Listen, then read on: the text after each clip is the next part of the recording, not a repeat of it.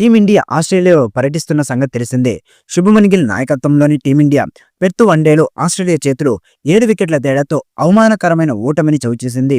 Australia పర్యటనలో తొలిసారిగా టీమిండియాకు కెప్టెన్గా వ్యవహరించిన గిల్ విజయంతో తన ఖాతాను తెరుస్తాడని భావించారు.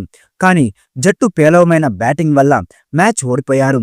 ఇప్పుడు మొదటి వన్డే నుంచి పాఠాలు నేర్చుకుంటూ కోచ్ గౌతమ్ గంభీర్, కెప్టెన్ శుభమన్ గిల్ రెండో వన్డేలో మార్పులు చేయాలని చూస్తున్నారట. దాంతో ప్లేయింగ్ 11 నుంచి 2 ఆటగాళ్లను వదిలేయబోతున్నారు. అయితే ఈ ఆటగాళ్ల స్థానంలో మరో 2కి అవకాశం రానుంది.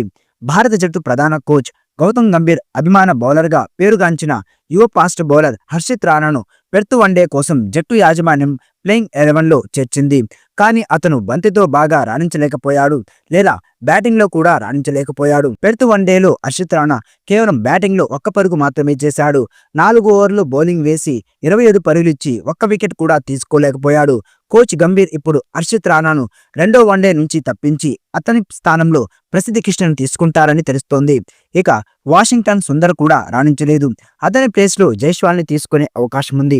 యువ ఓపెనర్ యశస్వి జైస్వాల్ రెండో వన్డేలో సుందర్ స్థానంలో బరిలోకి దిగే అవకాశం ఉంది. భారత్ తరపున ఇప్పటి వరకు ఒకే ఒక్క వన్డే ఆడిన జైస్వాల్ 15 పరుగులు చేశాడు. జైస్వాల్కి టీ20ల్లో అలాగే టెస్టుల్లో సూపర్ రికార్డు ఉంది.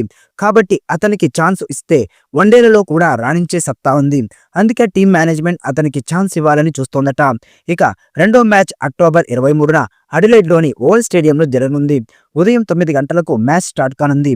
ఇక ఈ సిరీస్లో గెలవాలి అంటే రెండో మ్యాచ్లో టీమిండియా తప్పక గెలవాల్సిన పరిస్థితి. మరి రెండో మ్యాచ్లో టీమిండియా ఎలా ఆడుతుంది అన్నది ఆసక్తికరంగా మారింది. గత కొన్నాళ్ళుగా టీమిండియా యువ పేసర్ హర్షిత్ రాణా పేరు చర్చనీయాంశంగా మారుతూ వస్తున్న సంగతి తెలిసిందే. గంభీర్ ప్రియ శిష్యుడు కావడంతో అతడికి భారత జట్టులో చోటు దక్కుతుందని చాలా మంది విమర్శలు చేస్తున్నారు.